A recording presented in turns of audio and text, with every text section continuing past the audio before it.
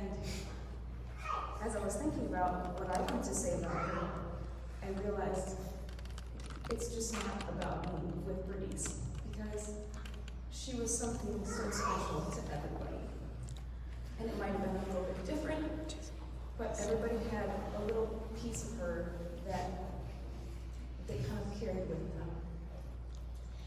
And so we're all of her grandchildren, and I invited everybody to help me tell kind of the story of some of the pieces that each of us carried with us of our Grandma Bernice.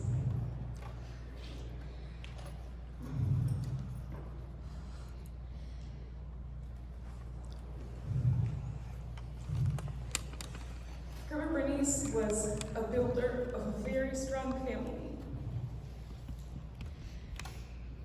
She had so much love in her family that nothing could threaten that love. And that meant that she didn't need to be afraid to let in the exchange students and Kevin and Ronnie and anybody that needed a minute or needed a haven. I remember, there's lots of stories of their younger years of them taking in people, but, to the very end, when Laura and Kenny's house got hit by the tornado, it wasn't a second thought. You guys will come live out at the lake with us till you can rebuild. And, growing up, we had the same privilege. We had exchange students and cousins and babysitters, and that tiny house that could fit infinite people apparently. And in my own life, I have a wonderful friend from Brazil that watches our children and lives with us and gives us so much joy every day. And on the day that Grandpa passed away, Nick and I were blessed with a new baby boy that we adopted. And we know that he's gonna grow up in a really strong family because Grandma built that for us.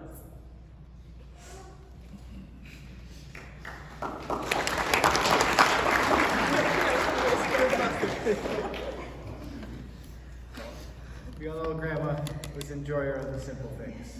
It was a sunset cruise, perfectly built fire, a fresh bowl of popcorn. Sometimes even a little boost for that fire. She always found time for us and found time to enjoy life and be a part of it. And it's something that I always enjoyed about her, and I think we all did.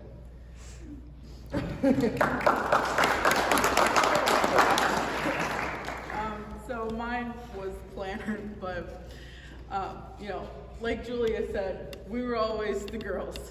Grandpa, we didn't have names, we were the girls. We spent all of our time with Grandma.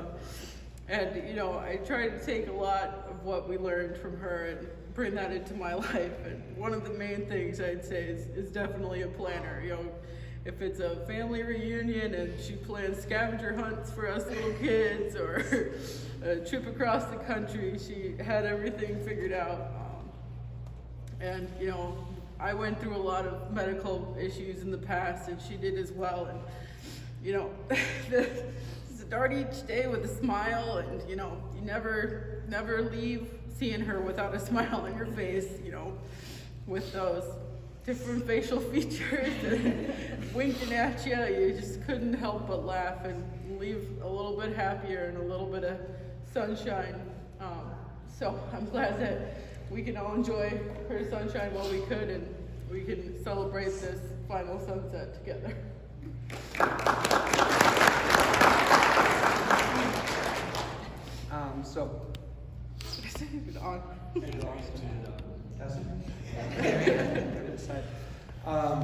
Before Grandma had passed, we got a lot of time to share some really, really cool stories with her. And one of the times we were talking about different things, and we talked, Grandma and Grandpa, well, what was the biggest purchase you've ever made with all the other ones' consent, without running it by them first?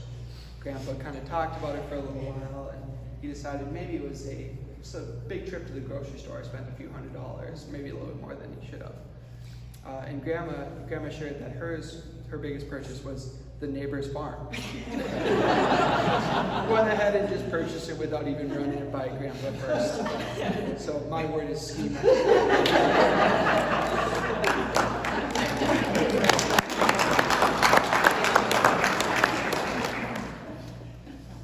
As a lot of people have said tonight, my grandma was a very, very caring person. She always tried to take care of the most people, everyone in her life. So my word is caretaker. As my grandma got sicker, I was always trying to take care of her as best I could. I was always standing by her to see if she needed anything. And I would visit her often to see if I could help her at all. She really taught me the importance of caring for people. Whoever comes into your life, you want to take care of them because you don't know what they're going through. And you want to be there for them. She really taught me so much about how wonderful a person can be if you just care about them.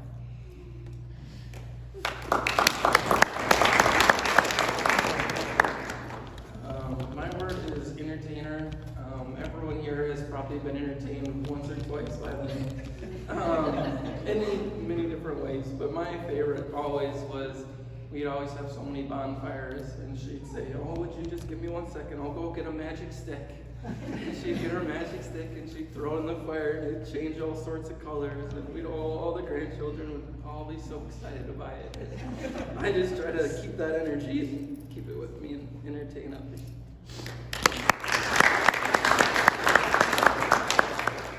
As so many people have touched upon tonight, is Grandma and Grandpa, they were always traveling, always seeing the world, and that's something they really instilled in us, just to enjoy sunsets in other places except home.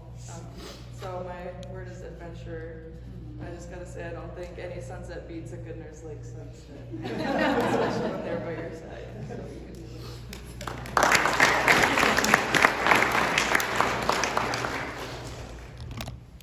So, this keeps turning.